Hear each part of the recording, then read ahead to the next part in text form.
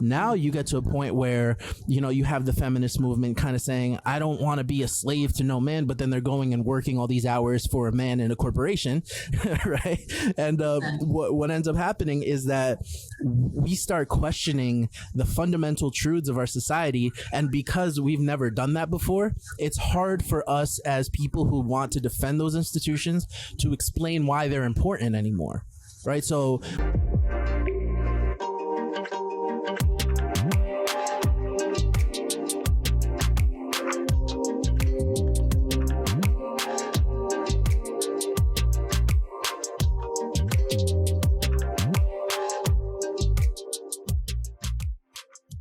is up, everybody? Welcome back to my YouTube channel.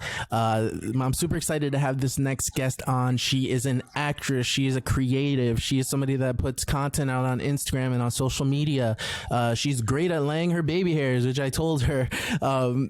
Thank you so much for being here. I want to introduce you guys to Maria Swanson. Maria, thank you so much for taking the time to talk with us.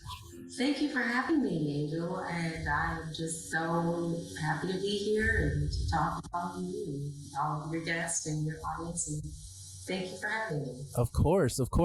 So I want to get started with kind of, you know, why we linked up and why you decided to come on the podcast. I saw your Instagram. I think you may have liked one of my posts, and I always like to be very active with people on Instagram. So what I noticed is, of course, you're Christian, and I noticed that you're very open about what you believe in, and I think that's something to be admired, especially with somebody who's a public figure like yourself. Can you give us a little bit of, I guess, a backstory, an origin story, what it is that you're doing creatively, and also how does your faith and your politics kind of merge into that? Well, good thing that you said that.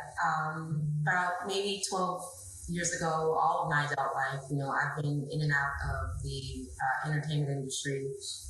You see things, you engage with people, and you talk with people, you experience a lot, and you start to learn attributes and things and that people take on, and all these spirits in the spiritual realm, they take on a lot of stuff that, you know, we aren't necessarily privy to. And, you know, when you've seen a lot of just when you see a lot of people doing things and they don't realize and why they're doing it, and because they're so pulled in so many different directions. So what I decided to do was, you know, I was tired of being, you know, in front of the camera, and so I kind of got more technical with it, and I went to film school over the past year and a half. Awesome. And I really got in depth as to really what we're looking at and what we're seeing inside of the lens of the camera. Right. And what the lens of the camera was to replicate is a human eye. Mm. And it's like that I can go on for days about that as well, but just ties me back into where we are at right now, because there's so many components. And when I say where we are at right now, I'm saying where we are at in a political climate, where we are at in a spiritual climate, where we are at in relationship with God climate, where we are at with our relationship with our family, friends, peers, business partners, whatever it may be. It's a culmination happening right now. Right. And it's really interesting because you just can't ignore it. You know, you have to acknowledge it, and it's something that all walks of life are waking up. I don't dial into the woke culture. I am awakened in Christ. I'm awakened in, you know, my soul, because everybody has to realize that at the core of this issue that we're facing here in 2021 and what we're going through right now is people aren't realizing that their souls in this earth are the currency of the world. Yeah. You know, and that's what's unfortunate in a lot of cases right now, that you see all of these people chanting all of this people have, you got cancel culture, you got, BLM, you got all these, components and entities that perpetuate an agenda that's not of God. Right. It's not of love. It's not of anything that has to do with moving the kingdom forward. Right. And you bring up an interesting point, because one of the things that I've noticed when it comes to politics and doing this channel, which kind of talks about politics and Christianity and how they kind of intersect in some places, I've noticed that politicians and politics in general, activists, have really made it a point in these last, I want to say 10 years, to make politics cultural. And I think that's something new that has never happened here in the States anyway. And because of that, you're starting to see something we can both relate to, which is the woke culture seeping into the church and starting to be taught from the pulpits. And those are the things that really concern me more than anything, because as far as I'm concerned, the world will always be kind of counter biblical narrative, right? That's why we're not of this world. That's why our home is not here. Our home is in heaven. But at the same time, there was a point in America where we were able to say, hey, I'm a Christian. Judeo-Christian values are what this country is founded on. And it was an understanding that this is good and this is bad. This is good and this is evil.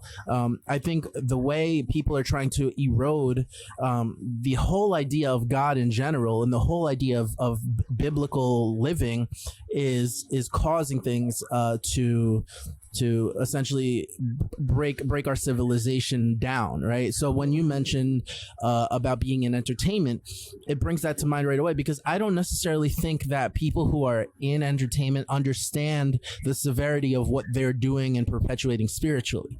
I think that they're just kind of surrounded by what's cool and what's trendy, and then you go from something as innocent as One Direction all the way to Lil Nas X and the way he's talking about Satan.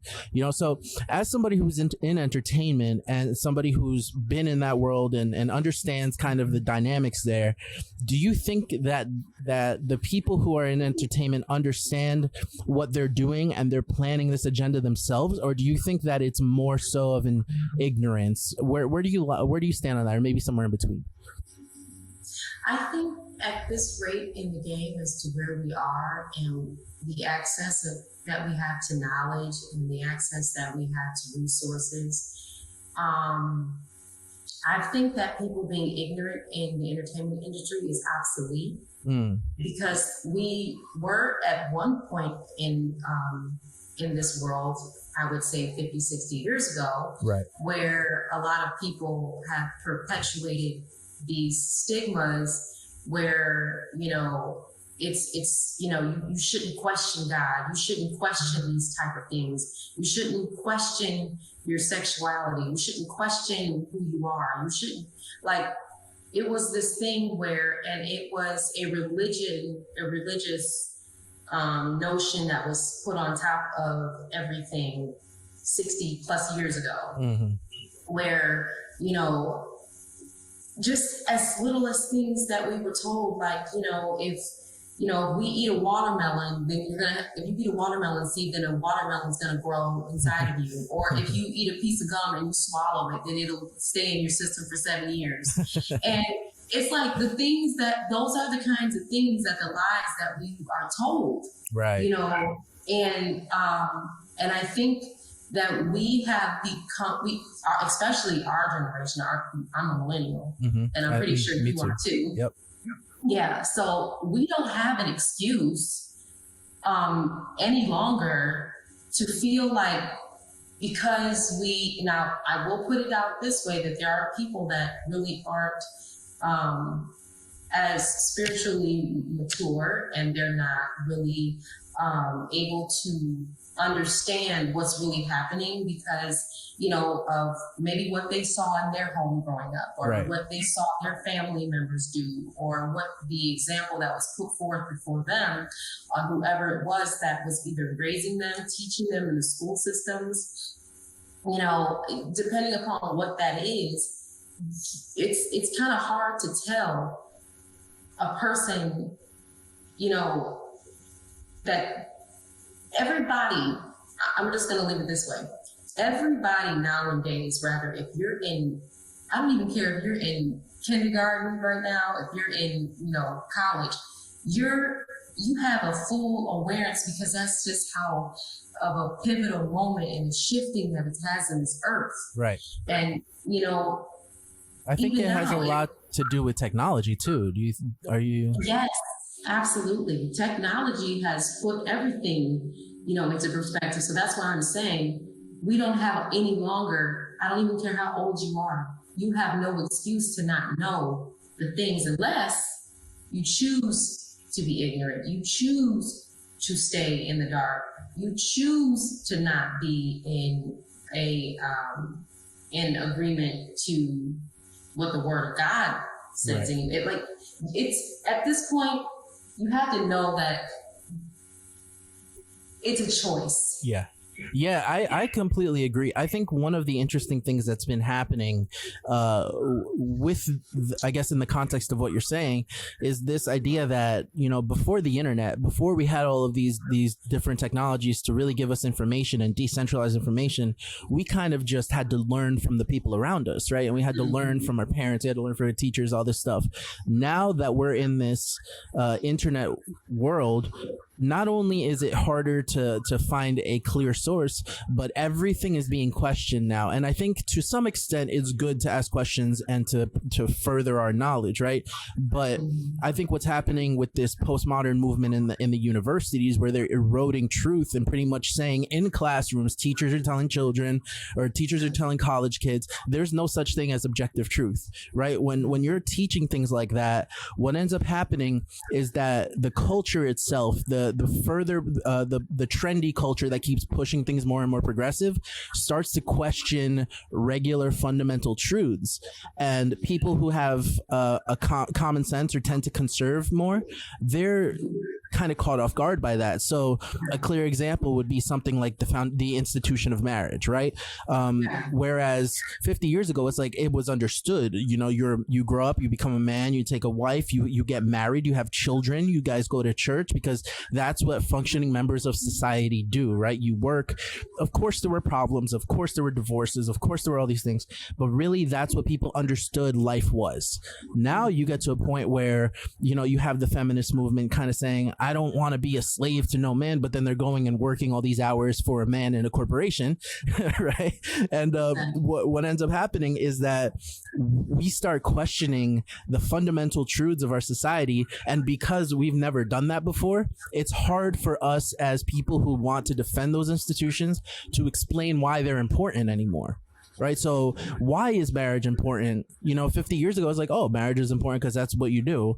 Now, today, it's like you have to articulate, well, what are the statistics about marriage? Why are divorce rates so high? Why is single motherhood a problem? Why are dads leaving more than ever? You have to answer all of these things in order for you to defend the idea of marriage. And to me, that is one of the most confusing parts for me being a conservative Christian. Well, you know why? Because in our culture, especially previously, the generation before us, the Gen X and or the Gen Z actually is what they call them. The generation before us? Yes. Gen X. Gen X, right. Got it confused a little bit. Mm-hmm. So yeah, they were in this cloud of, and we got to really come out of this as Christians. Yeah. Literally, we got to come out of this idea as just we're Christians and we're trying to survive. We can't have that. We are Christians and we live. Yeah. And it's not, and it's not because we're trying to deprive ourselves of the world, deprive ourselves of being, relational with people that aren't necessarily believe the way you do or have the same faith in the ideas and principles that you do. Right. It's just like we have, especially as Christians in this time period, we can't be thinking on a survival mode. 100% We have to agree. be thinking on living the living word of God that he teaches us to just be fruitful, be wise, be healthy, be wealthy in our thinking. And that has nothing to do with trying to put someone else down or put someone else in another place that, you know, we've seen all over the world, you know. And it's sad because in Christianity right now, you have a lot of leaders that we have in Christianity that have bought into this agenda. Yeah. That is taking place right now. And it has unfolded in such a way where you can't ignore it. That's why I'm saying you don't have an excuse anymore. So when you say this agenda, what can you unpack that a little bit? Which agenda are you necessarily talking about? Because some people may construe that to mean, well, of course that she means the white supremacist agenda of the far right, and then there's other people that are going to assume the exact opposite, right? So can you maybe clarify a little bit? Now let's put this into perspective. We are, as Christians, we can't necessarily say that, you know, we're gonna love this person greater than this person. We have to love it all, the poorest person or the richest person. They still get the same amount of treatment. You know what I'm saying? And so the idea of treating someone because they're not doing what you want them to do, or, you know, living the way you want them to do, you have to. I believe in chastising someone, but doing it in love and doing it in private. Right. And when I believe in telling someone something, I don't want to be just, you know, in front of everybody, embarrassing them, putting them, you know, getting my phone out, you know, videotape. That's not love. That's not what that's about. And that's the society that we are in right now and have been for quite a while now. Absolutely. And, you know, you can't get anything done, especially in Christianity. And when you have our leaders, they are the supposedly examples and the patriarchs and the matriarchs of our communities and our faith. And when it comes down to everything, you know, you'll be surprised how many, you know, churches have basically joined forces with the government and, you know, have decided that they would be, you know, using their parking lots for testing grounds for you know what. You know what I'm saying? Right. Thank you for not saying the word, by the way. Exactly. Yeah. And I know I'm very aware of this. Yeah. So this is a very serious situation. And then you have a lot of preachers, a lot of different types of belief systems. And there you see a lot of them colliding with, you know, the secular world, which is no problem. But then you have a situation where you have a lot of them in politics right now. And, you know, one of them in particular, he's okay with abortion, you know. You're talking about Warwick in Georgia. Yeah. He's okay with abortion. Yeah. You know, he's not really anybody that I would consider wanting to sit under any type of leadership. 100%. And then on top of that, you have these big Christian artists who were kind of backing them. They were like essentially founders of the, you know, Christian hip hop genre. You know, Lecrae is one of the most pivotal hip hop Christian hip hop artists of all time, and he's clearly backing this man. Yet he claims that he's pro-life. You know, so it's interesting when you talk about Christianity because to me there's a very, very big gap between American Christianity and biblical Christianity globally, right? At the church at large. Yeah, I see what you're talking about. So for me, what I think is happening is that America is a young country. We're super young in the context of countries. So nowadays we have more theological understanding than we've ever had because of the internet, because of, you know, all of these great fathers of the faith and all of these great theologists who wrote, and nobody ever read their stuff, but now there's YouTube videos about them and podcasts talking about that. Our understanding of the Bible is greater than ever.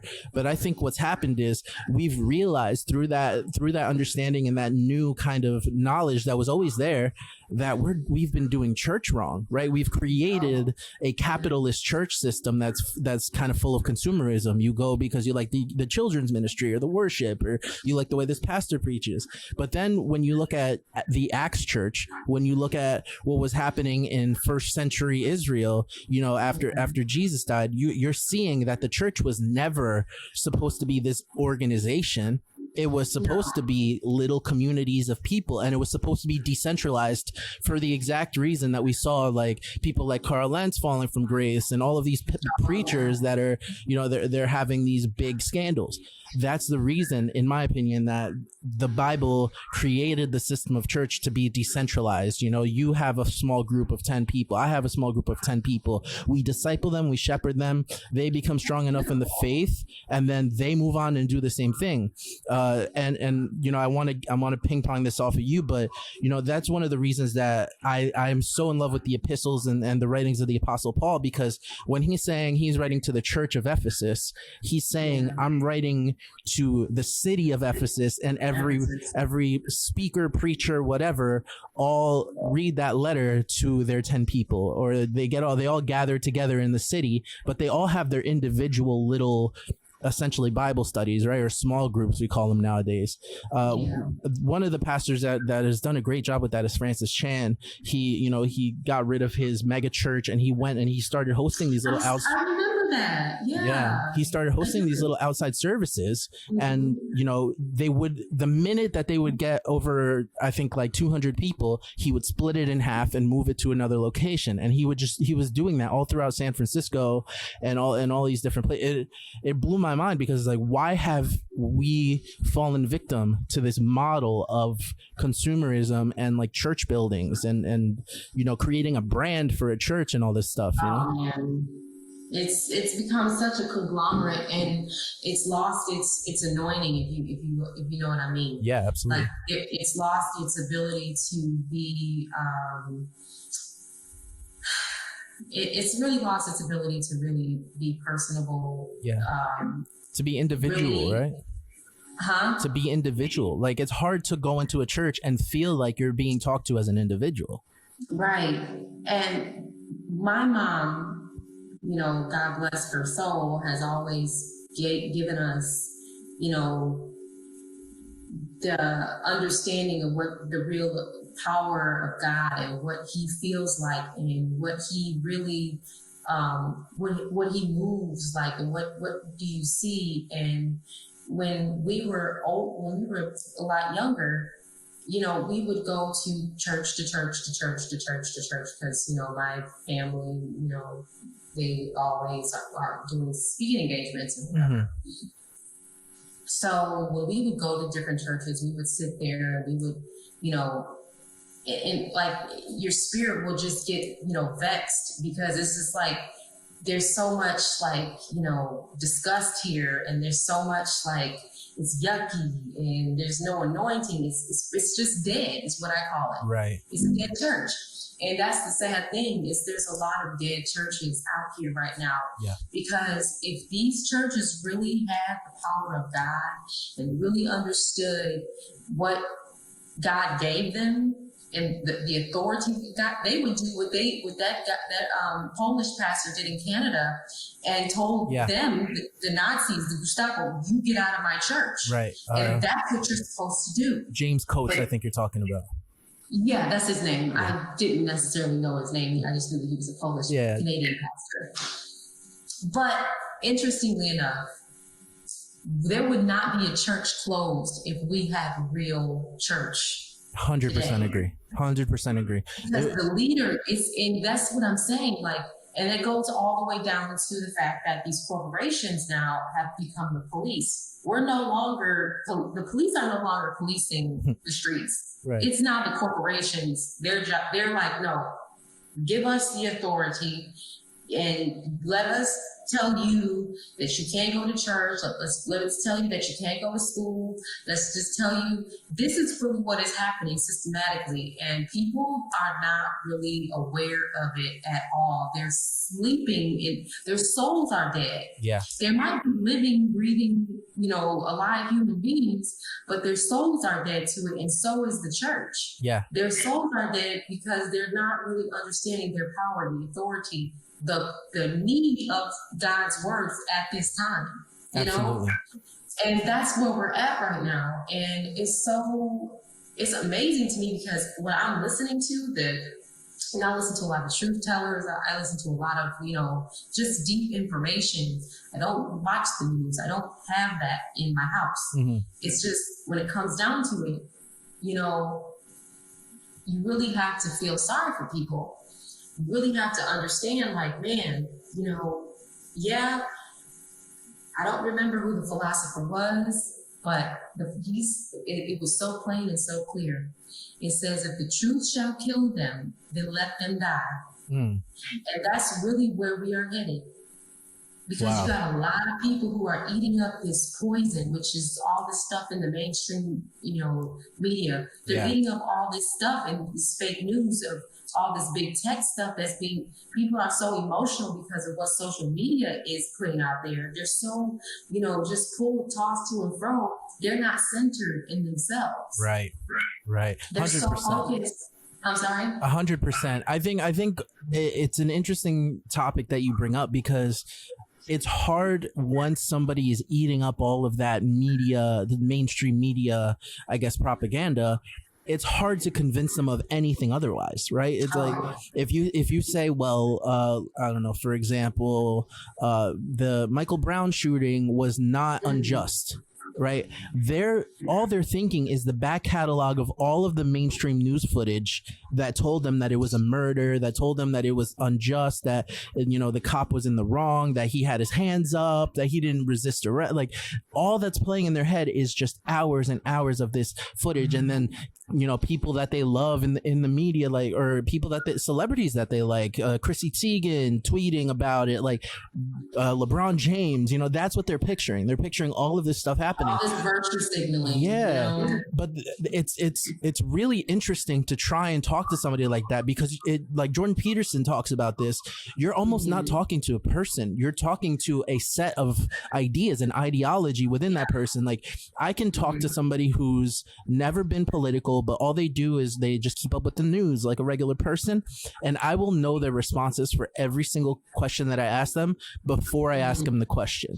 Right. That's true. But then what ends up happening in the reverse with people like us is that they'll ask us a question and they'll pretend they know the answer to that we're going to say. And we'll be like, no, you have it completely wrong. That's not at all what I'm saying. Right. It's like, no, I don't think that all Mexicans should be banned from this country or something random like that. Right. So it's interesting because us as Christians have an ability to talk to people who may be a little bit more liberal or just apolitical and have that foundational relationship of Christ to say, listen, I care about you. We trust each other. Listen to me when I tell you that the news is lying to you, and I can prove it to you with the word of God. So I guess my question is, how do you start trying to remove the veil off of somebody and kind of unprogram them from all of this stuff that mainstream media is doing? Well, it's funny that you say that because, I've been having conversations with, a few people, I talk with my mom all the time and we have these conversations on how do you really wake a person up. And, the best thing to do is to be the example and be a leader, right? And be not a follower, but, you don't really, we're not in a time anymore where it's not our responsibility to wake the sheep up. Right. We just have to wake up other lions. Other lions have to wake up other lions now. It's not about lions waking up the sheep. It's about lions waking up other lions. Yes. Because we have to basically take back pretty much our power and authority, our freedoms, our rights, our ability to worship God whenever we want to, the ability to breathe whenever we want to. Like, it's just crazy now. Yeah. You got to really understand, and you cannot do that just by talking with somebody. That's why I said, if the truth shall kill someone, let them die, because you're going to be having a whole lot of people out here that are just going to be zombied out. Yeah. And that's a whole other different topic, as basically what we're talking about with all of this, stuff going on with, the jab, what I'm saying? Yeah. With the illness. It's just a lot going on with that. And so there's a lot of people that are zombied out in the sense of they're not able, because a lot of things that the media puts out, the social media puts out, all the stuff that we're looking at all day, every day, our phones, our tablets, whatever the work that we're looking at, it's like all this programming and all the stuff that comes in, and we're not able to decipher the truth anymore. Right. Because everything is so mixed message, and everything is it looks good on the outside, but as you continue to, it's just like the boiling, the frog sitting in like a boiling pot of water of 90 degrees. Then you turn it up to 100 degrees. Right. Then you turn it up to 105. And then progressively you get to that 400, degrees. It's like you cooked it already. It's gone. Right. You know what I'm saying? Absolutely. But you slowly ease this information on people, and you slowly put it in there, and they don't know the difference. So it's up to us in society, the lions, us, me and you, to tell people in our lives, not by voicing it, showing them what we're doing, going to your legislation, talking with your councilman, talking with your congressional leaders, talking with people in your state level, go to your, sit on your school boards, talk to people that's exactly what I've been doing, writing letters to my governor, writing letters to my school board, right? Just you name it, I've been doing it. Yeah. Because I understand so well now that we can no longer be looking at these people that are elected officials to have our best interests at heart. Yep. 100%. You can't rely on that, because if we know what it is that is going to it's going to be for the betterment of the future, for our children's children. Right. We know this already. So it's up to us to be accountable that the things that we know and act on them, because the people that you're trying to wake up, they're not going to get that. They're going to still be, hungry and thirsty after something that somebody's going to give them, when that was not. See, God never promised us time. He just promised us us that we would have, everlasting life with him. Yes, 100%. He promised us time. One of the things we don't have time. I'm sorry to cut you off.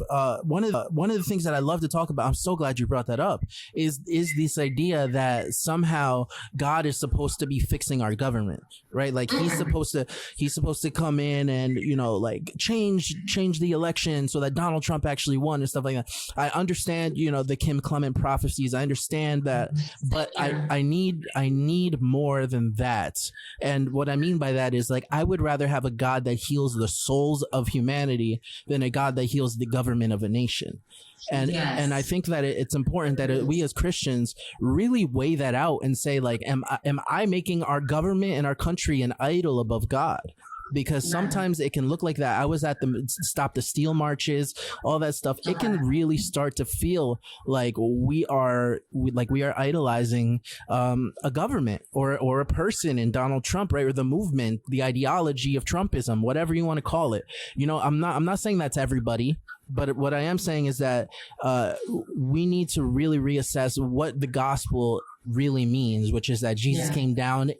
God came down in the form of Jesus. He died for us. He physically rose from the dead, and he did it all to account for our sins because we're imperfect, right? And I think the more we understand that, and the more we're able to articulate that to people, and stop necessarily judging the left, but more so doing what they're supposed to be doing, the more effective we'll be, right? Like, I love that you brought up that you're writing letters to your congressman and to all these people, because that's what we need more of. We need more of, like, people who are willing to kind of put themselves on the line and say, hey, I'm going to take on the responsibilities that nobody else wants to take on right now, and make sure that it's done with morality and with God at the center, right? Exactly. That's basically what President Trump said in 2017 in his inauguration speech. He says he's giving the power back to us, the people. Exactly. And we're no longer, and people got to realize, like, we're not dealing with the powers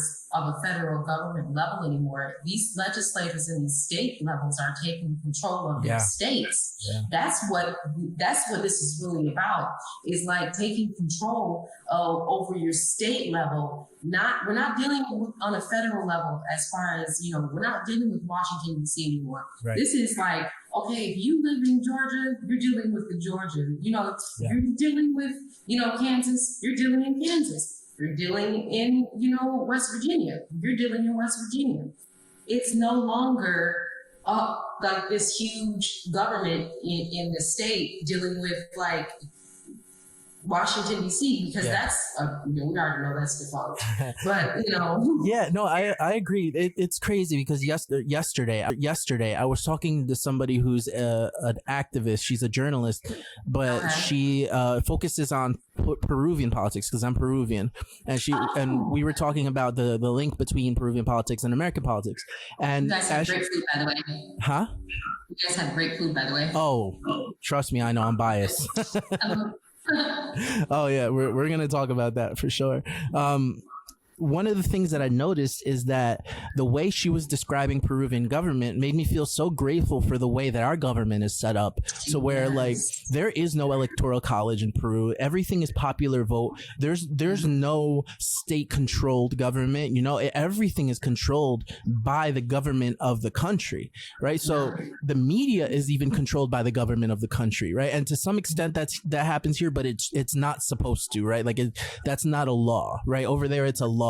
And it's funny to me because we as Americans have the most control over our own government in the world, right? And I think we really have to start just exercising those muscles, because we've taken it for granted. I know at least our generation as millennials, we've taken it for granted. Whereas, let's say, people on the left, they have not taken it for granted, and they've gone after it. They've looked for jobs in leadership. They started pushing their values on children and on the education system. And we really need to do that stuff. I want to see more Christian theologian college professors teaching philosophy.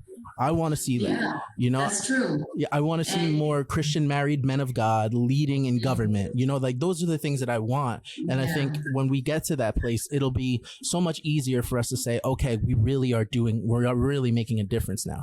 And you know what that really is about? It's like dying to your flesh and what you want to do in this world, and just say, you know what?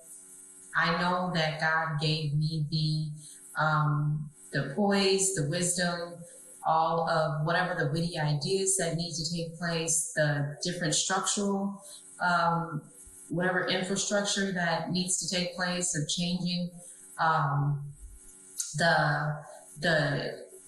even the teachings that what we have now is such a volatile school system and teachings in our school, to where that's the majority of what our problems are that we are looking at right now. Yeah.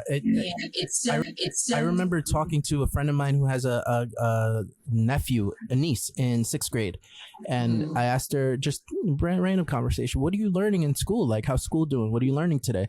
And she told me, we're learning about how Christopher Columbus is a racist and a rapist and a colonizer. And I'm 6th grade, and I'm just baffled. So I'm sorry. sorry, but continue. I cut you off. But it's stuff like that though that we're having to deal with as parents, and it's just, I mean, I have an 8-year-old, and it's just like I'm constantly warring with myself if I really want to continue putting him through this system where it's like, unless you're in a private school system, if a Christian private school system, then you're really not going to have a quality of a child in my mind. I agree. You're going to have these children that are, either on drugs, depressed, constantly battling what their sexual orientation is. You're going to have all these different things that you're going to be dealing with as they get older, that you're not going to be able to understand what happened or why is this happening right now because this came out of nowhere. No, it's because these school systems, just like Mike Pompeo said, is these Confucius institutes, right? And what they're teaching, and they're not really allowing people to think for themselves. It's like, no, this is what we're telling you to do. This is how we're telling you to think. We're not giving you a choice. Yep. You're too young to even, believe. But you know what? They want your child to, think that it's okay to have sex hormone or like all that stuff at the age of, 8, 9, 10. Change your orientation of who you are, and don't believe that God made you this way. And it's just crazy. Yeah, it's absolutely propaganda. It's absolutely brainwashing. I can't believe that we're at this point, especially with children in child replacement therapy or the hormone therapy. So we're pulling up on 40 minutes now. I want to make sure that while we have the time, I'm able to let you kind of take the floor, give a message of what it is that you want people to take away from this. And then, of course, plug where people can reach you, how they could find you, if they need to get in touch with you, collaborate on a project, whatever you want to plug. Okay, well, put out here for everyone, and like with anything that you are doing, I don't want you to go and talk to like a doctor or talk to a lawyer. I want you to do your research on your own. I want you to do these things because I understand what it means to really dig deep. Go down those rabbit holes. Ask those questions. People who don't ask questions, they don't get answers, and they don't grow. People who don't ask questions and they don't research they don't grow. And it's just when you are in the thick of it and trying to figure out what it is that this might be about, humble yourself. Get into the Word of God. Get into whatever read whatever articles you need to read. Understand what is what, who is who. Understand those things and open your mind and open up your heart. Like, only thing that I really implore people now today to do, Angel, is to just really open up their minds and their hearts. I love it. I can't express it to you guys enough because it's almost as if like the reason why we're at where we are right now is because everybody is just so, I know what I'm talking about. This is what I know. This is how I believe. I don't need to change this and this, and I don't need to change that, and whatever the case may be, and this, that, and the third. It's just so much pride becomes before, people got to understand that hike up the hill of coming down from pride is, that's a real struggle right there. Absolutely. And you don't want to be a part of that one. Absolutely. So I just implore people to just, love their neighbor as themselves. And, hey, if you find that you're not getting the results there, you might as well have to look within yourself and say, you know what, I got to do a lot of work. I got to do a lot of, repairing of my heart, my mind, my spirit, my soul, my inner man. When it comes down to the things that we don't understand, we have to really ask God for his wisdom, his grace, his mercy every single morning, every single night, every single step of the way. Like, we don't move without God. Yes. And so by the way that I'm, saying to you is because we're at a place in history in this world where we don't have that kind of time to go back and forth. We just have to love people. And it's not about because I can disagree with you and I can love you at the same time. 100%. That's where we need to go. Absolutely. That's amazing. Where can people find you, and what projects would you like to plug? Well, I'm kind of like in between a lot of just different working behind the scenes of a lot of projects right now. I recently graduated film school. Congrats. So I applied to a lot of different production companies, but because of the political climate, everybody is moving all their production studios out of LA and they're going to Atlanta. So Yep. my stuff is kind of like up in the air right now. But right now, I mean, this is really like fun stuff. Like I enjoy talking with you, Angel. I enjoy talking with all the rest of your audience and, being here. And it's something that I enjoy sparring and going back and forth with people sometimes. And Absolutely. it's, the nitty gritty of conversation. And so, yeah, like, I mean, everybody can go follow me on Instagram. I don't necessarily have a YouTube channel, but, you can work that out. Yet. I'm working on actually putting together a Telegram channel. Mhm. So, it's been taking me a few, but, you can also, I guess, follow on there too. Cool. I am on Facebook. Sad to say I should not be on Facebook because of the things that we understand about Facebook. Yeah. I'm not too proud to say that, but I mean, it's still available if you want to find me there. I am actually, while I'm saying this, I am on, I don't know if everybody has sorority. I have sorority. I haven't heard of it. Another thing like Facebook, but it's like for patriots. Oh, cool. Yeah. So I am on Gab too. I'm on Gab. And they're all Maria Swanson? Everything is Maria Swanson, same profile. Like I don't change because I just keep the same profile, everything. Absolutely. But I just felt like if anybody wanted to reach out to me, that's the easiest way. So I don't change it. So it still stays the same. Perfect. Maria, thank you so much for just taking some time to talk and, talk about the things of God and, politics in America. You're always welcome back on, any way that I can help, help your channel, help support you. I'm advocating and starting a request for you to start a YouTube channel, just to let you know. And, like this video if you want that. But yeah, absolutely. Thank you so much for coming on. Stick around for a sec. I'm going to stop recording.